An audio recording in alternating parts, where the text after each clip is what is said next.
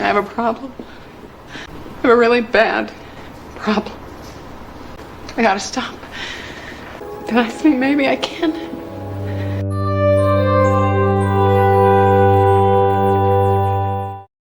Hello and welcome to Sobriety Made Simple. My name is Timothy Martin. In today's video, I want to talk to you about the signs of problem drinking. Problem drinking is more than the inability to put down a drink. Problem drinking affects thousands of people all over the world, regardless of race or income level. Most people think that it would be easy to spot someone with a drinking problem. The majority of addicts become extremely good at hiding their habits from both themselves and everybody else around them. And some people remain successfully covert problem drinkers for decades without anyone in their life suspecting a thing. The condition isn't always obvious to spot, but the condition is always highly damaging. AUD is a condition that often leads to sadness, destruction, and loss, especially in the long term. Here are some signs of problem drinking that you should look for if you suspect that you are struggling with the problem yourself or know someone who might be. Number 1, drinking alone. A great percentage of drinkers can be classed as social drinkers.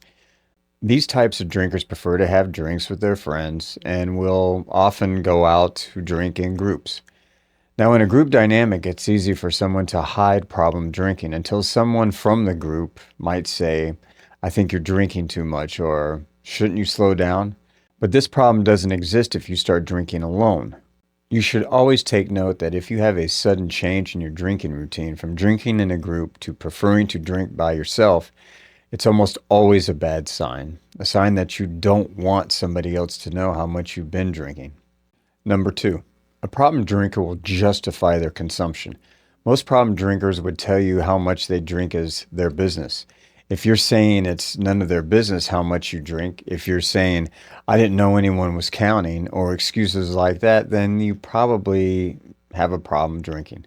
Number 3, refusal to admit a problem. That justification of alcohol by someone with AUD is a topic that will most often surface when the problem drinker is beginning to become confronted with just how much they've been drinking or how much money they've been spending lately. They refuse to admit that they have a problem when confronted with them, but most often refuse to do anything about it because why should they? There's not a problem. Number 4, mood swings. Problem drinkers are very prone to mood swings. If you notice any drastic changes in your mood and general temperance, if you are really a nice person normally, after a couple drinks you might become destructive or mean. If someone comes up to you and says, "Oh my God, what happened to you last night?" and you can't remember, this could mean that you probably have a problem drinking. Sometimes this can also happen when alcohol runs out. You might become agitated or irritated.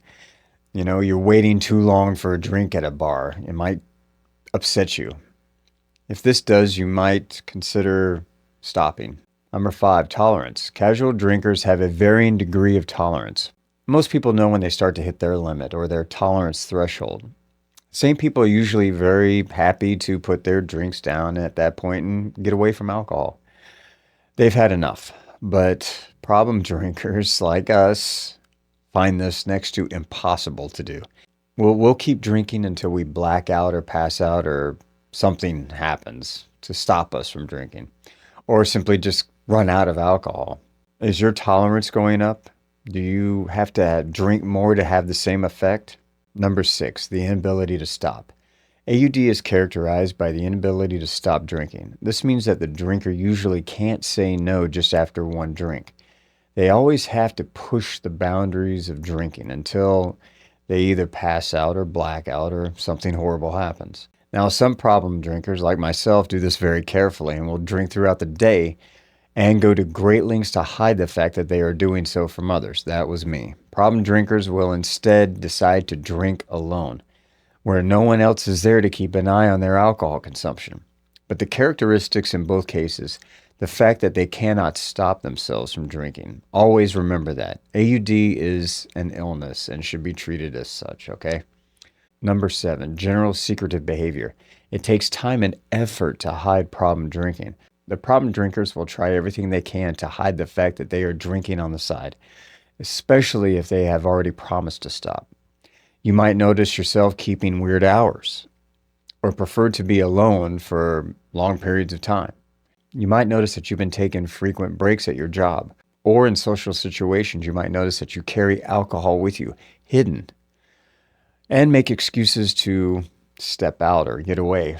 Number 8, irrational decisions. Problem drinkers are known to make irrational decisions when intoxicated. For the most part, alcohol tends to lower inhibitions anyway, and people are much less likely to think before they speak or act when they've had too much to drink.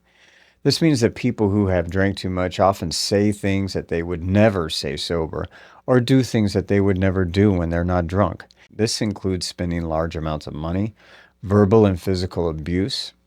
Have you noticed any of this with yourself? Are you waking up broke? Are you waking up laying next to strange people you don't know? Are you waking up in places that you don't know where you are? You might have a drinking problem. 9, a desperate feeling for alcohol. Do you have a feeling of extreme desperation for alcohol at times? Do you become argumentative and aggressive when away from alcohol for long periods of time? Do you get mad if you've been cut off at a bar or stuck in a situation that you have to wait in order to drink? Or simply cutting out situations completely because there's no alcohol involved in it? Number 10, a decline in relationships. Decline in relationships is a very common thing when dealing with problem drinking. It's often something that happens gradually. More people try to intervene, and then it's more common to see people being cut out of lives because you don't want anyone to keep an eye on you or watch your behavior. So you stop hanging around with people who question your drinking. Closest friends, family members, these are usually the people that you'll stop hanging around with first. People who might intervene. If this is happening in your life, then you probably have a problem with alcohol. Number 11, have you noticed a change in your routine? Do you do things differently than you used to? Do you drive home differently so you can stop at places to get alcohol? Do you go to places where you hope nobody knows you, that you don't run into people that you see all the time? Take into consideration all these things I've said. If these things apply to you, then you probably need to seek help. I definitely was a problem drinker. I had all these symptoms. You can stop though, okay? Please watch some of the other videos that I've made on how to live your life alcohol-free. Remember, admitting that you have a problem is the first step. That's all. Just do some self-talk when you're alone. Take inventory. Tell yourself, I think I might need to stop drinking. And that's the biggest thing you can do for yourself right now. That allows you to see that there is a problem, that a problem does exist, that you might need some help, okay? Now take care and please get the help that you need, all right?